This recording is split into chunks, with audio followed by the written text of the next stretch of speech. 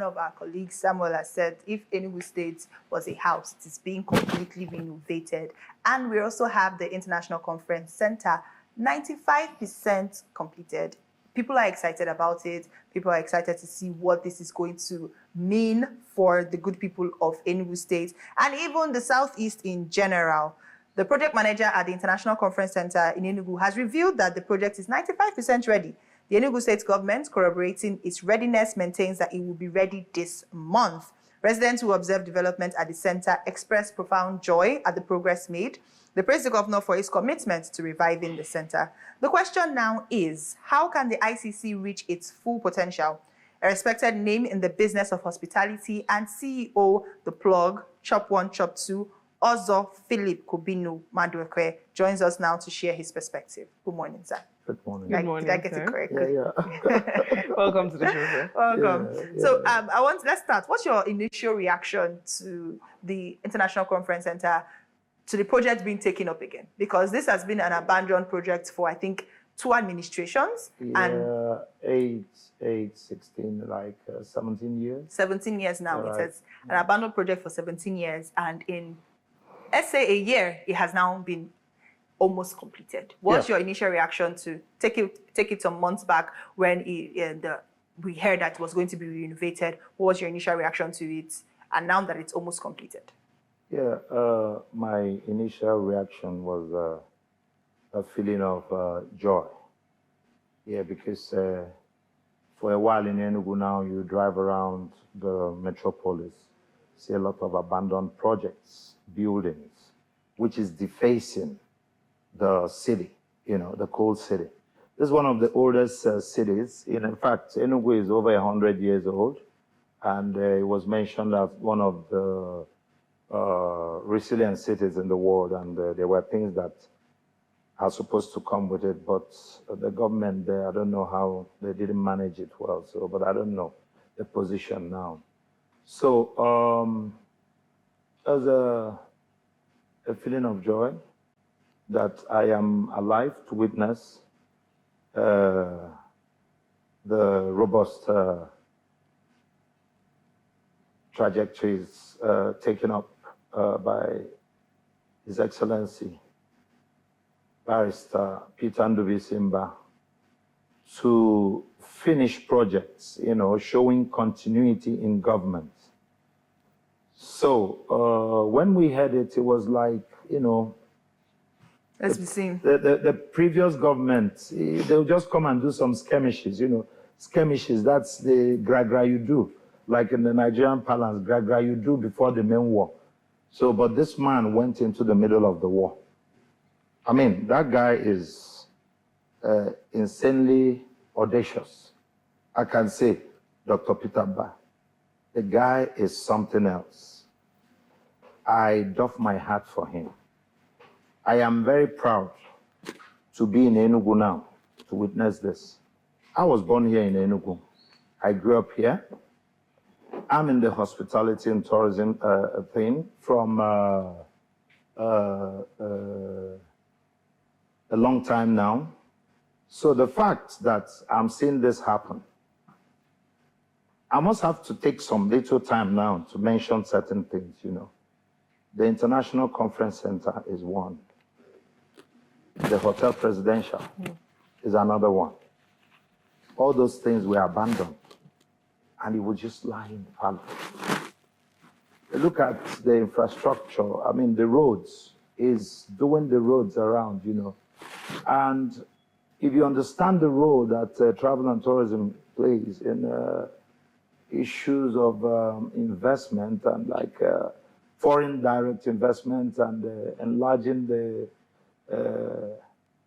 revenue of the place, then you understand that demand. You know, on a program, I was asked that the beautification of Enugu, that people are hungry, a lot of tax. Yeah, then I said, Peter Mba, we love you, but come down with the taxes a bit, you know. But the beautification is something anybody should want to argue about. Because we travel abroad, and we take pictures in nice places that are kept, museums, this, that, and we pay. late Ubon King said he had to pay $250 to go and see pink sand. And when he got there, it's like sand in his backyard. But because Dubai knows how to package this thing, they make you want to come and pay, you know. So basically, it's a welcome thing that the ICC has come. Because Governor Peter Mbah is turning Enugu to a conference and tourism destination. And if we can apply the MICE tourism thing, the meetings, incentives, conferences and exhibition. So if we can use it to shape how it goes on from now, you know, first and foremost, I believe the government should find a good management company to manage the conference center. Okay. And also the hotel we know that is coming by, which is going to be like more than a 3-4-star premium, right? Yeah. So we always jump into 5-star in Nigeria, but even Hilton in Abuja is a 4-star premium, you know. You see a lot of 5-star hotels in Asia, Dubai, and the rest, you know. Yeah. I mean, we have been on that route a lot. Because in the tourism world, like travel and tourism, is something, you know, there are certain tourism meets in the world that are the standard, like the WT and the World Travel Market in London every year. Yeah. We took Nigeria to its first attendance of World Travel Market in London in 94, right? 1994, way back then. In collaboration with the Federal Airports Authority of Nigeria and Nigerian Airways. Then, you know, we took Nigeria to its first attendance and we saw how things, but you know, then tourism was more of outward than inward, because we had the military regime then, and they didn't want to, the world wouldn't deal with you on that, you know. But now we have inwards and we see such dynamic things like what Peter Mbah is doing in Enugu State. Enugu is the melting pot of Eastern Nigeria. Enugu is the capital of Eastern Nigeria. So he has come up with some big wand, magic wand. Look at all the projects he's taking on at the same time. Honestly, at times I just tell people, pray for this man. We sit down and we discuss, how do we help this man, you know? Everything is not about government. So if the government can have like a PPP thing, you know, and bring out some of these things from the lethargy of civil service. You know, he has just come in, and civil service, I'm sorry to say in Nigeria, they just look at you, sit down, they look, like we say. So if he can bring some of these things out, like I mentioned in another program, like the Beautification of Enugu, fantastic. Shows a very good architects and builder. The chairman of Enugu Tourism Board initiated the project, Dame Rita Mbah, you know, fantastic work being done. Then I asked a question about the plants, the flowers, you know, being planted around the town. Even my children report back to me when they got that they are dying. They say it's under Ministry of Environment. So I say, I call again on the governor to set up a task force, you know, like we had during the Damija regime, Jim Obodo regime, there was this VP Damija. That's how come you have Damija Street. That's a man's name. Okay. He turned around the Enugu, the parks, everything about the plants around. So you set it up so that they report directly, like the command center on security in the government house. So you have a task force, yeah, to look at these things and report directly to the government in the beautification. So when we have things like that, then it comes to play out. Okay, if you go to Nairobi, Kenya, they showcase their game and their tourism, ecotourism, amongst other things. we have very unique things here to showcase. To showcase. And if we use that MICE, what do you call it? Tourism module, it will turn out fantastic. And like I was saying before, we took Nigeria Airways and Nigeria to that event, and subsequently, I met Dubai Tourism there, and they were now talking about the Dubai Shopping Festival, of which we took over in '96, packaged the first Dubai Shopping Festival package with Nigeria Airways, and took people there for like $2,000 a week stay, going around all over the place. Then, that was '96. '97, we attended American travel market, you know, and subsequently, there are so many meets. There's a general thing next year on the MICE thing in Geneva. If Enugu State can come together, bring private people to help out, you know, so the PPP thing comes up. Thank you. All right. I'd like us to talk about profit maximization. Okay. I learned about the presidential hotel that has also been renovated. At some point there was some rumor that it was going to be sold, but the governor came out and debunked it and said, no, it's not being sold, and it's going to be used to support the ICC. So I want to know, in what other ways are there that we can maximize profits from ICC? Yeah, in so many ways. Like those things I just mentioned, if you have it in place. Let me give you a life experience. When Protea came to Enugu, you know, Enugu is the first place Protea came to. Enugu became the training ground of Protea.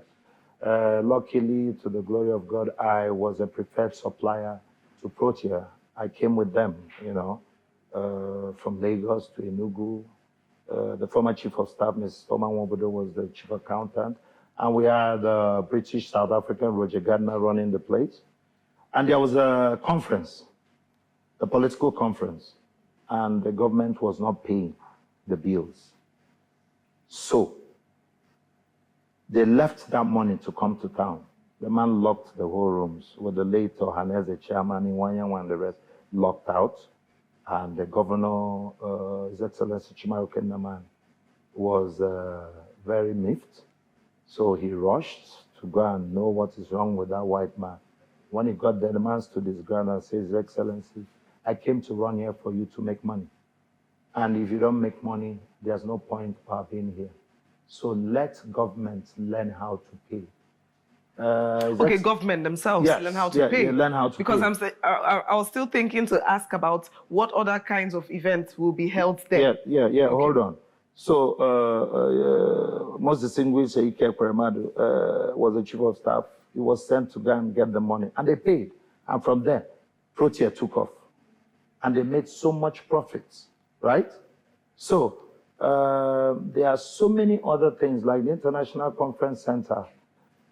If the management can give discounts to NGOs, non-profit organizations to hold their seminars, trainings there, they are going to attract people. They're going to host like the MBA. I don't know how big the auditorium is, but it should be able to take an MBA conference. And when an MBA conference comes to your city, it smells money from the hotels, the taxis, food, I mean, tour guides and what have you. So, and also, this is our own. The ICC in Enugu, if I have to say. So, the management of the place should encourage local artists, that's fine and applied artists, that we have in abundance here from the IMT, you know. Great artists like Bona Ezodo, like Sonde Chukwu, Chidi Chukwu, and the ones I can remember now. Create a place for exhibitions, right? So that at any given time there's a conference there. They are seeing the artworks. And it's making a lot of, you know, it's resonating and they're making money, both for the IGR and for their own pockets, you know. Then, I can tell you now that there's a effort by the private. Like as we are speaking now, there's a talent hunt competition karaoke that has been on from January this year at the Bush House on Onza Street. So during the weeks coming to the end of the month, people come there and sing. They're allowed to do like 3 songs and they recommend them for the final. And when it gets to the end of the month, there's a final and there's cash incentive. You cannot imagine the talent that is abound in this city, Enugu. In fact, there's one night, you know, because they have judges that know about music. We are blessed in this city with a whole lot of people, Dr. Ike Wando and Chichi from NNPC. So many people, they come as judges and they judge on different criteria. At times, people are even disappointed because they don't know what they stand on to do the thing. So these people are there. Such things should be encouraged by government, by the PPP thing, you know. So like they'll bring the final to the ICC. Eastern Nigeria International Film Festival, ENIF, okay, which I think you people know about, Yeah. is something that we should be proud of. It's been on for 4 years now. This will be the fourth year. Fifth year, right. But 1 year was virtual. So I say 4 years, you know, Okay. yeah. So, you know, in life, you tell your own story. If you don't tell your story, people will tell your narrative. I like that you're towing the PPP way, because I want to ask a question on whether one thing that we notice that can bring a fall to any such project can be management. So we're hearing that it will be concession to a private enterprise for management. Yes. What we think, or what Ozokobino thinks about the management of the International Conference Center if it goes fully private. There are thoughts, there are conversations of it being concessioned to private enterprises. So Ozokobino, what do you think about that? Yeah, that's the way to go. You remember I talked about the mice thing? So the private management people would be the best to hook up to this thing. Because on the world stage, they will interface with all those tourism companies and organizations in the world to also, at times, some grants do come out. So you pursue after it to enlarge the scope of the place. And that's the best way to go. Governments can't manage it.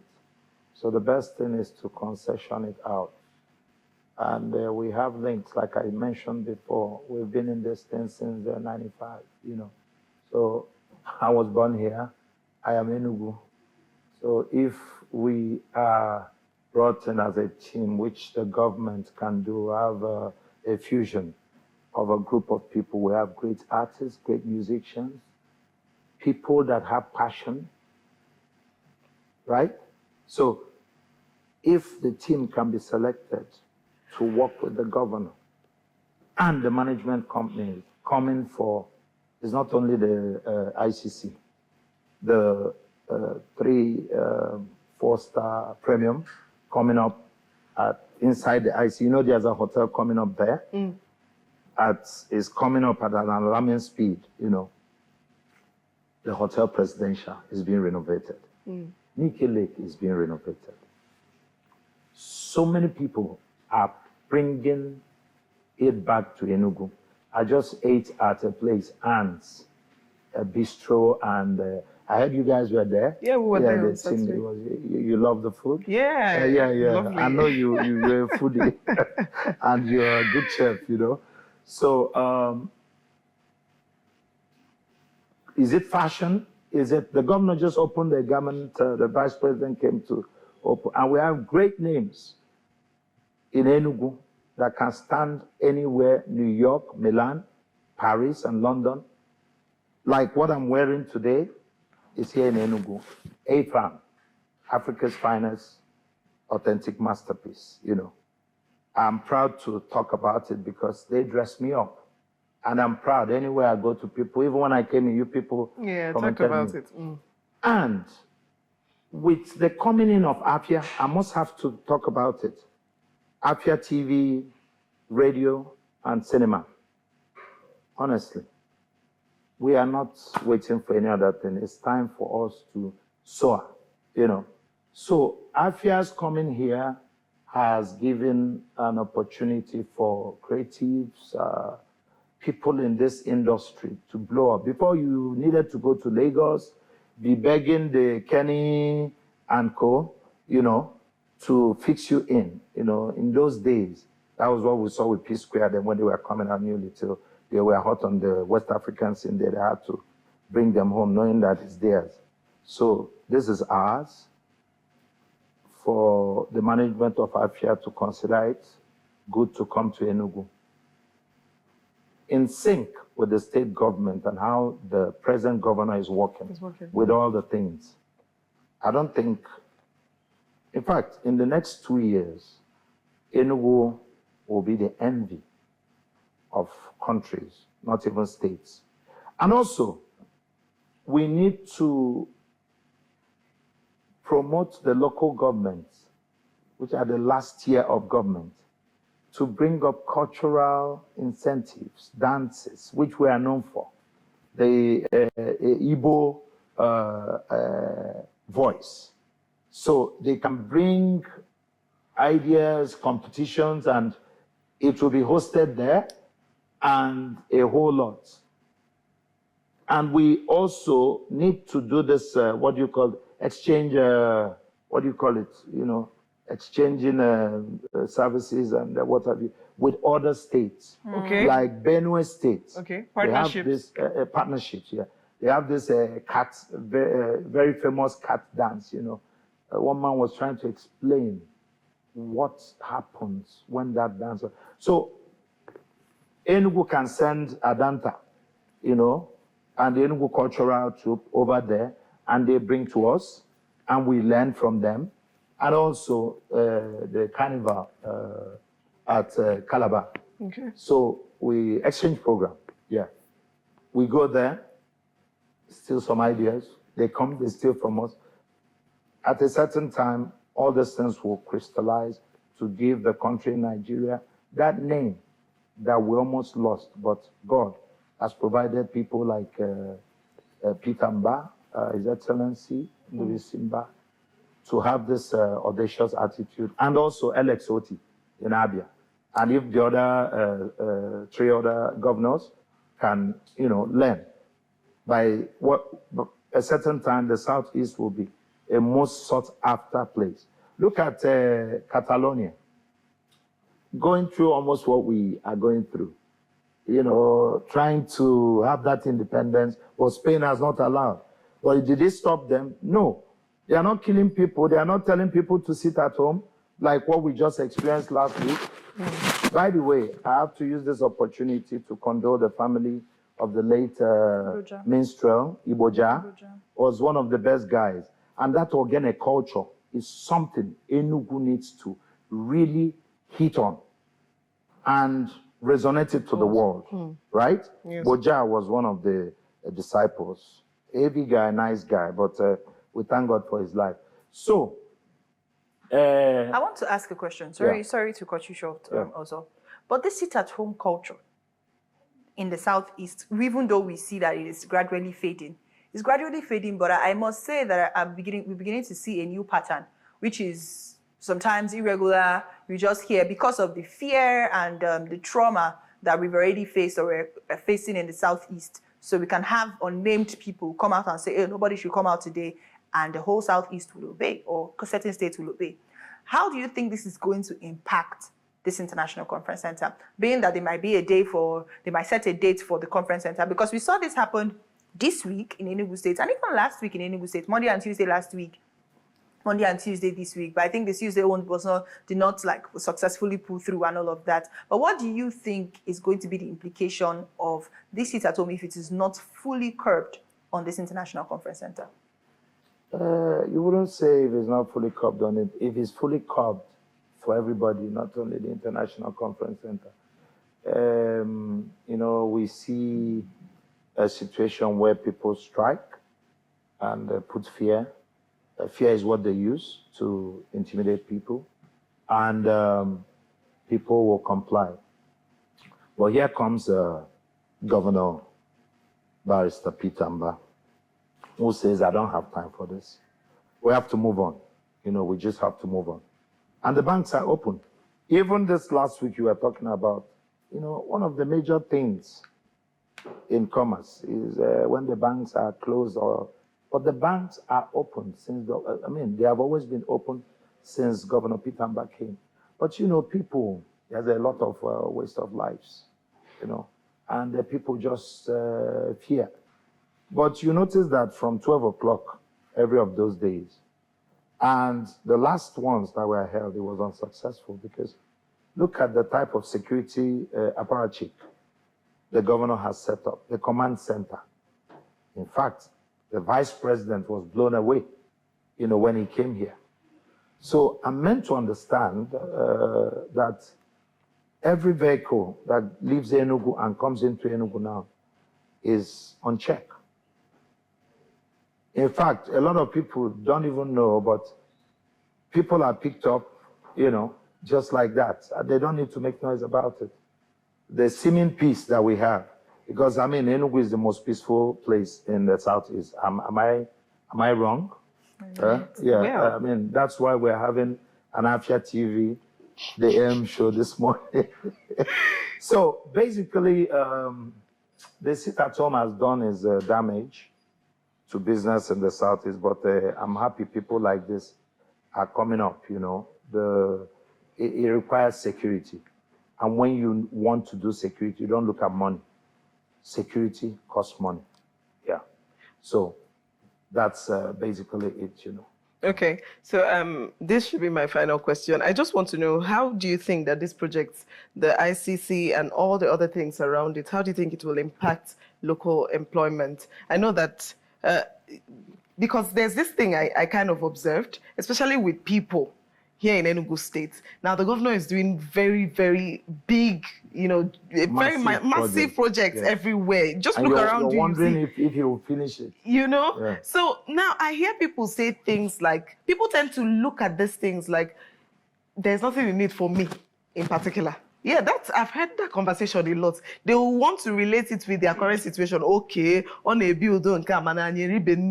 That's what I've heard some people say. Oh, yeah. So I would like to know, is there a way that the governor or the government can go about these projects and make people see that this is what there is for you in it? I mean, we've mentioned that there are actually things that people will benefit, job employment and all of that. Yeah. I'm saying, how do we get these people to know that these are the things available in it for you? It's not just one massive project for outsiders to come and enjoy.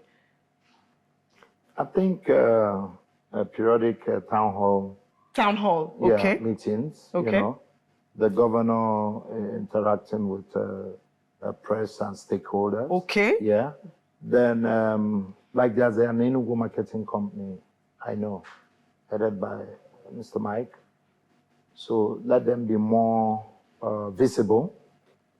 Because when my father is a retired permanent secretary, I'm the son of civil service. Yeah.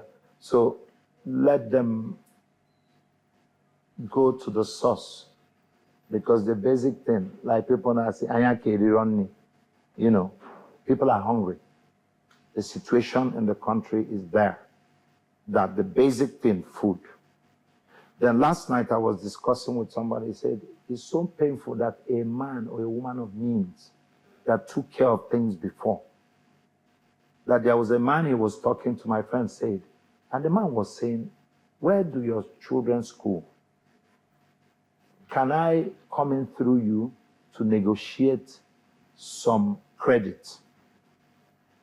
This is a man that was very well to do, but the situation now.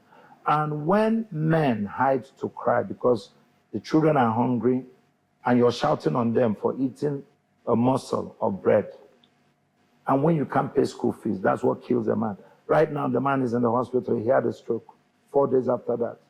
So it's so sad. So places like the marketing company should bring down the cost of food the government way and ration it. It happened during Buhari's regime.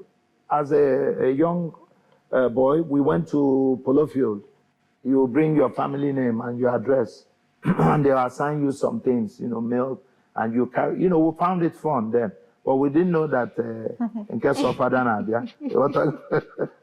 so government can do all those to ameliorate the suffering so that people can stop being ungrateful. For other bigger projects. For other bigger projects. Okay. Let me be very honest with you. There are some people that just want to argue for argument's sake. True. They just come, it's built governor of roundabout, governor of big project. Are you sure he's going to finish it before he'll just abandon it? No. He has shown promise by resonating the ones abandoned. And by God's grace, the former governor of Anambra State, Jim Wobodo, did everything under his legacy in 4 years.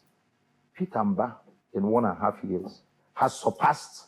I mean, what are we talking about? Don't we have eyes? Don't we have ears? Yes. Don't we have feelings? Yeah, it's tight. In fact, I read a riot act to my children the other day about consumption of food. We have banned butter in the house and all those things. Also we need to lose some weight. So that's just what I think. Thank you very, very much, also Philip Kubino Madueke, for joining us. I mean, all of these insights, all of these perspectives actually put a lot of things in perspective for the International Conference Center. And the remaining 5% completion and when it to be fully commissioned, we can't wait for that. We can't wait for it to come on. The Eastern Nigeria International Film Festival is this month. Ending of the month. So, ending of the month. And it's festive period, and so all these conferences will be happening. If the government can hurry up so that we can host the NF at the conference center, that would be really beautiful. That'll be a big bang. Powerful collaboration. Yes. All right. Thank you very, very much, Sal.